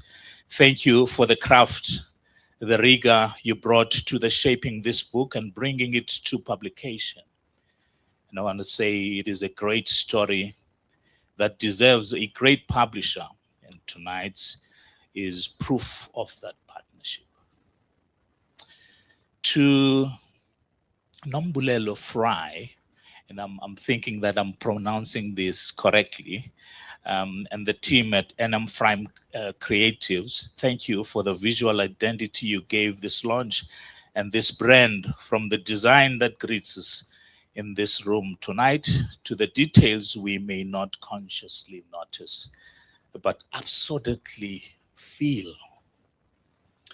To Pumzile Hlahla Nteyi and the team at Hlahla Consulting, thank you for the communication and public relations work that carried work of this book beyond this room and out into the world, ensuring that Take the Gap reaches the very people it was written to reach.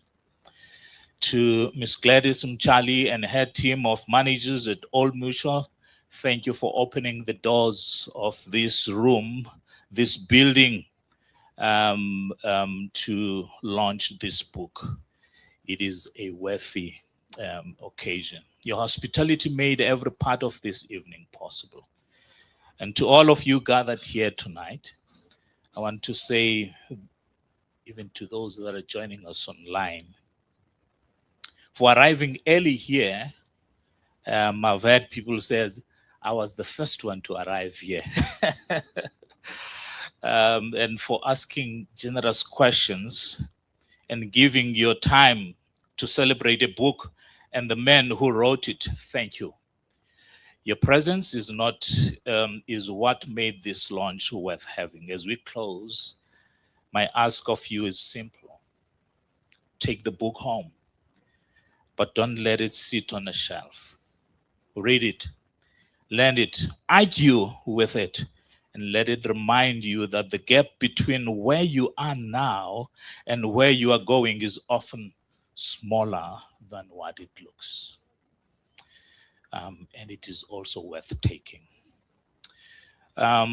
Please join us for a book signing after this, networking, photographs and refreshments as we continue the conversation. Thank you. And I want to say, people have mentioned a number of things about reading this book. And I remember one incident. I took the book and I took it to work in my office. There came an Afrikaner guy, Chris. He's one of the people in my team. He says, "What is this?" And I say, says, Take the Gap. It's written by Patrick Kulati, and this is what the book says. And every time I would create opportunities for the team, Chris would come and say, "Ek sien dat jy die gat gevat." So the gap in Afrikaans is gat. So I see that you have taken the gap. So, ladies and gentlemen, have a good evening, travel safely home. And I want to say, you did not go out here. I managed to go out here and see how beautiful it is out there. All of the nice things that you can put into your mouth before you go home. I want to say, enjoy and have a wonderful evening. I always call him young man. He calls me the same. Whenever one of us has done a good thing, one of us would say, "I have taught you well." Have a good evening. Thank you very much.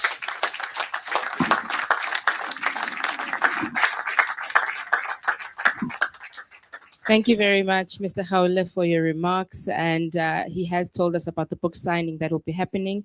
I just want to encourage us that let us have this in an orderly way.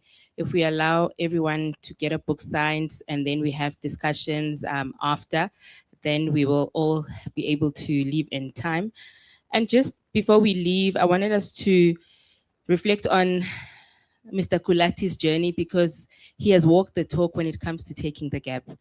He's decided to transition from purely organizational leadership to pioneering and leading his own entity, which provides consulting and coaching services under the banner called Kulati Coaching and Consulting.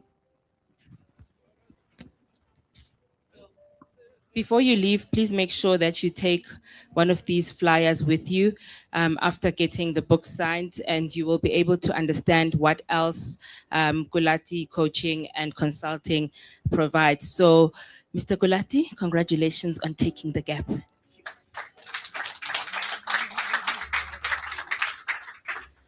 So, to everyone here tonight who has ever been underestimated, overlooked, or told, directly or indirectly, that they were not quite ready, not quite enough, or not quite the right fit, perhaps the question is not whether you belong in the room. Perhaps it is whether you are ready to create the room you need. Ladies and gentlemen, this concludes our formal program.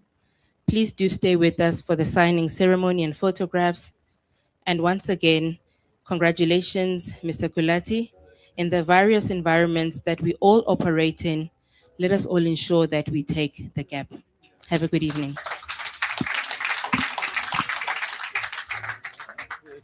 Can I please call on the reviewers and the keynote speaker to come for a group picture?